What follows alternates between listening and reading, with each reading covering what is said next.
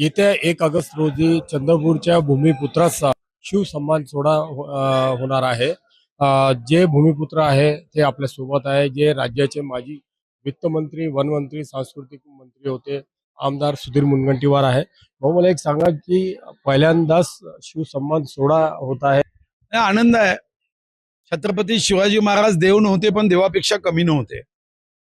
एक मात्र जगाचा राजा आहे की ज्यांनी रयतेचं राज्य, स्वतःचं राज्य असं कधीच म्हटलं नाही. आणि रयतेसाठी जीव की प्राण. आणि त्या छत्रपती शिवाजी महाराजांच्या संदर्भात काही अनेक निर्णय मग करता आले. आज रायगडावर शिवजयंतीच्या दिवशी पालखी निघते. मग आनंद आहे की ती पालखी आपण चंद्रपूरहून दिली. मा भवानीच्या मस्तकावर जे छत्र होतं ते राज्याभिषेकाच्या 41 दिवस अगोदर एक पहिला दिवस होता की छत्र तिथं महाराजांनी चढवलं. नंतर काही आक्रमणकाऱ्यांनी ते छत्र घेऊन गेलेत. तिथं छत्र चढवण्याचं सौभाग्य मग प्राप्त झालं. अफजल खानाच्या कबरीचं अतिक्रमण 1953 तेव्हापासून मागणी व्हायची. अफजल खानाच्या कबरीचं अतिक्रमण हटवण्यामध्ये मग संधी प्राप्त झाली. मग वागणं आणता आले अल्बर्ट अँड व्हिक्टोरिया म्युझियम मधून.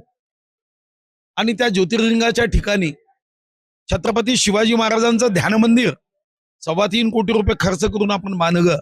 कारण छत्रपती शिवाजी महाराजांनी तिथं तपश्चर्या केली होती. महाराष्ट्राच्या सर्व जिल्ह्यांमध्ये जाणता राजा करता आला. दानपट्ट्याला आपण राज्य शस्त्र म्हणून घोषित केलं. पहिल्यांदाच छत्रपती शिवाजी महाराजांचा इतिहास हा अंध बंधूंनाही वाचता यावा म्हणून ब्रेल लिपीमध्ये आपण पुस्तक केलं. मंत्रालयामध्ये पब्लिक ऍड्रेसिंग सिस्टीमचा उपयोग केला. आणि रोज 3 मिनिटं छत्रपती शिवाजी महाराजांच्या जीवनावरचा एक प्रसंग तिथं सर्वांना ऐकता येत होता, ज्या माध्यमातून प्रेरणा घेऊन जनतेचे प्रश्न सोडवण्यामध्ये वेग वाढावा ही त्यामागची भूमिका होती. मी आभार मानतो की त्यांनी माझ्या या सर्व कामांना शाबासकी दिली. साधारणतः 48 कामं मी केली. आणि मग प्रोत्साहन देत त्यांनी या वर्षीच्या पुरस्काराची घोषणा केली. आणि तो पुरस्कार मग देण्यासाठी त्यांनी 1 ऑगस्ट तिथी निश्चित केली. पण 1 ऑगस्टला मी रामेश्वरला असल्याने त्यांनी रायगडावर तो पुरस्कार आमची द्यायची इच्छा आहे असं सांगितलं.